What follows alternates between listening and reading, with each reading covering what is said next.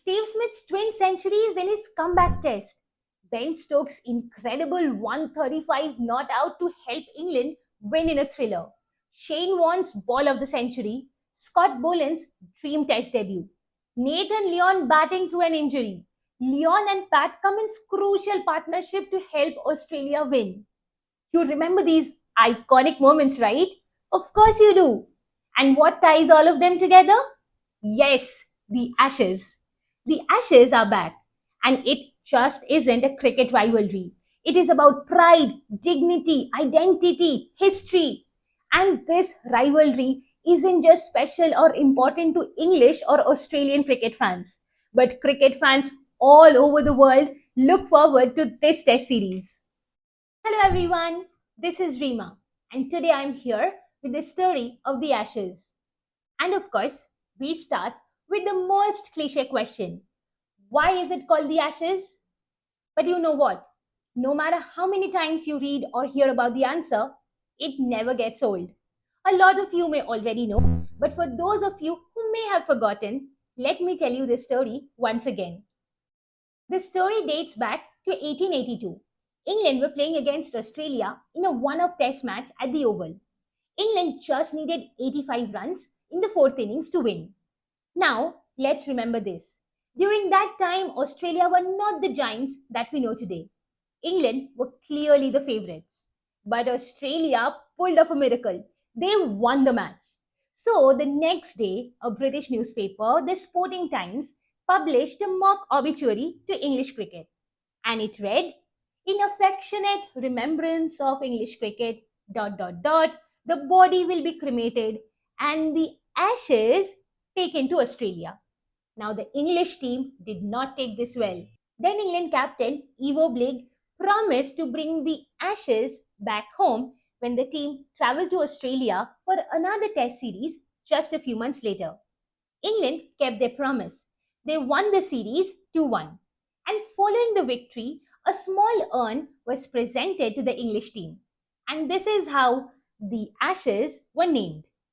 Now, interestingly, the contents of the original or the first ashes urn has always been a subject of speculation. For many, many years, it was believed that it contained the ashes of a bale used during the third match in that series. But many, many years later, Ivo Blig's daughter in law claimed that it actually contained the remains of a mother in law's veil and not a bale. Some also say that it contained the remains of a burnt ball cover. Now, this will always be debated. But isn't it interesting how a mock obituary actually went on to name one of the most iconic cricketing rivalries? Well, now that we know about the origin of the name, let's look at some stats and numbers. So far, Australia have won the Ashes 34 times, while England have won it 32 times. The Test series has been drawn 7 times, and on 6 of those occasions, Australia have retained the Ashes because they were the holders going into the series.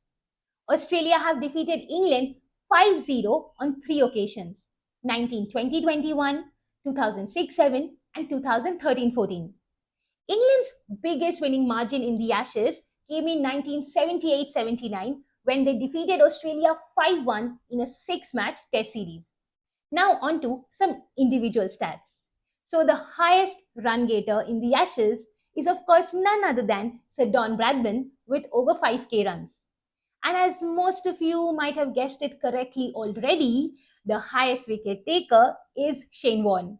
Now, if we talk about recent history, Australia have retained the Ashes since 2017. And interestingly, England have not won a single Ashes match in Australia since 2011. After that, they have toured Australia 3 times. They suffered a 5-0 defeat in 2013-14 and 4-0 defeats in 2017-18 and 2021-22. The last Ashes, which was held in England, also ended in a draw with Australia retaining the Ashes. So I'm sure England will be all motivated to bring the Ashes back this time around. They will be full of energy when they step onto the ground for the first match, which will be held in Perth. Oh, about that, let me share another interesting fact with you. So, for the first time since 1982, the opening match in an Ashes Test series in Australia will not be held at the Gabba in Brisbane. It will be held in Perth. Gabba will hold the second Test match, which will be a pink ball test. Now we talk about this Ashes series. What can we expect?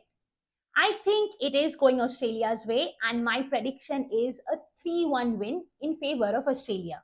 But I do also think that the first match is going to be very crucial for both the teams, especially England, because they will be facing an Australian side who will be without the services of two of their very important players, Josh Hazelwood and Pat Cummins. Well, to be honest, Australia's batting can also experience their share of troubles. I think Usman Khwaja as an opener is now more of a liability than an asset. And we also do not know who is going to open alongside him. I think there can be two options. Either Manas Labuschagne can open with him or Jack Weatherald. Now, based on these two scenarios, Australia can play two different playing 11s. So if they are opening with Weatherald and Khwaja, it will be Manas at one down, Steve Smith, Travis Head, Cameron Green, Alex Carey, Scott Boland, Mitchell Stark, Nesse slash Doggett, and then Nathan Leon. Now, if they send Manas to open alongside Khwaja, Cameron Green can come at number 3, then Steve Smith, Travis Head, then Bew Webster and Alex Caddy can play at number 6, 7, and then the rest 4 remain the same, 3 pacers and the spinner. Now, no matter who opens, I think the openers will have a very, very important role. If they are not able to give Australia a good start, a lot of responsibility will fall onto Steve Smith and Travis Head's shoulders. And if Steve Smith has to take care of majority of the run scoring in these Ashes, I think that will be a point of concern for Australia.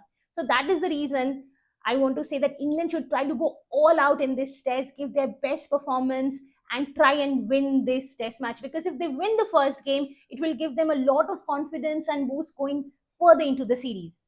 And of course, for England to do well, we know Ben Stokes has to stay fit, because England would want him to contribute both with runs and wickets. Now, if we talk about bowling, England will have a power packed pace bowling unit at their disposal. Jofra Archer, Josh Tongue, Gus Atkinson, Mark Wood, Bryden Cars, and of course, then Ben Stokes. But their problem is some of these players really do struggle with their fitness. But if they remain fit and they perform to their best of their abilities, I think they can definitely trouble Australian batters. But that being said, I also believe that English batters will also need to step up. Because let's be honest, Scott Boland, Mitch Stark, Nesse slash Doggett, whoever will play, they're not going to make life easy for them. And once again, I'll say the same thing which I said with Steve Smith.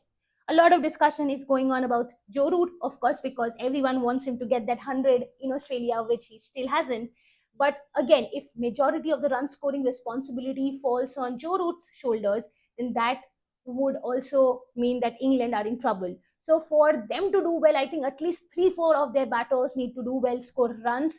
One player I am personally looking forward to is, of course, Jamie Smith. We saw him against India, right?